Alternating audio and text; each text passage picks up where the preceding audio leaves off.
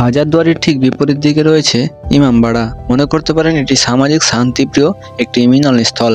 এটি হচ্ছে এশিয়ার সর্ববৃহৎ এবং সবচেয়ে বড় ইমামবাড়া।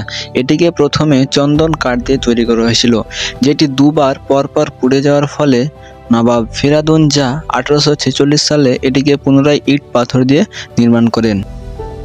নমস্কার, আমি আপনাদের সামনে এখানে যেখানে দাঁড়িয়ে আছি সেটা হচ্ছে ইমামবাড়ি।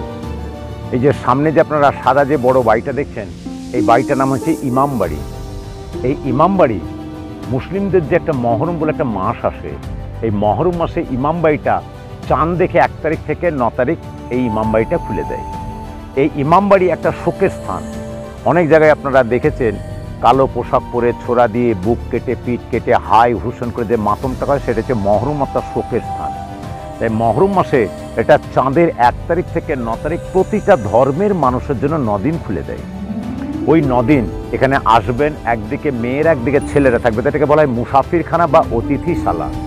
এই ইমামবাড়িটা ফেরাদুন শাহ 7 মাসে যখন নির্মাণ করিয়েছিলেন, তখন বাড়িটার পিছনে 7 মাসে ফেরাদুন শাহ তৎকালীন টাকা খরচ করেছিলেন 6 লক্ষ মুদ্রা।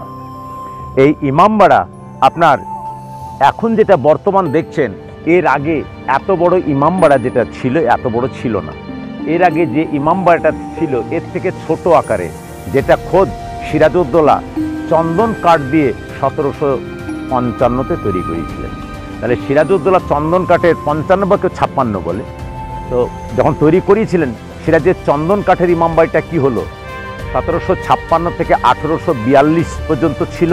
1842-এ মির্জাফরের 6 নম্বর বংশধর ফেরাদুন শাহ এখানে মেলা চলাকালীন আগুনের কুণ্ডুলি সিরাজের তৈরি করা চন্দন কাঠের ইমামবাড়িটা পুড়ে যায়। দ্বিতীয়বার আবার 46-এ পুড়ে যায়, পরপর দুবার পুড়ে যায় সিরাজেরটা।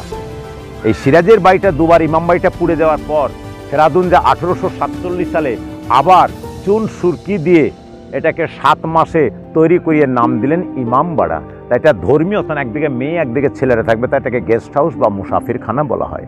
7 মাসে বাড়িটার পেছনে ফেরাদুন শাহ তৎকালীন টাকা খরচ করলেন 6 লক্ষ মুদ্রা বা টাকা। মুদ্রা বলতে রূপো হতে পারে, সোনাও হতে পারে, যেটা টাকা এটা বললাম ওটা মুদ্রা, রূপো বা সোনা হতে পারে। তাই এটা 6 লক্ষ মুদ্রা ব্যয় তৈরি হয়েছিল। তাই এটার নাম হচ্ছে ইমামবাড়া। 1947 সালে ভারত স্বাধীনতা লাভ করার পরে সেই সময়ের প্রধানমন্ত্রী রাজীব গান্ধী 1985 সাল নাগাদ এই ইমামবাড়াটিকে একটি সংগ্রহশালা বা মিউজিয়ামে পরিণত করেন। সার্ভে অনুযায়ী এই ইমামবাড়াতে প্রায় প্রতি বছর 30,000-এরও বেশি পর্যটক ভ্রমণ করতে আসেন।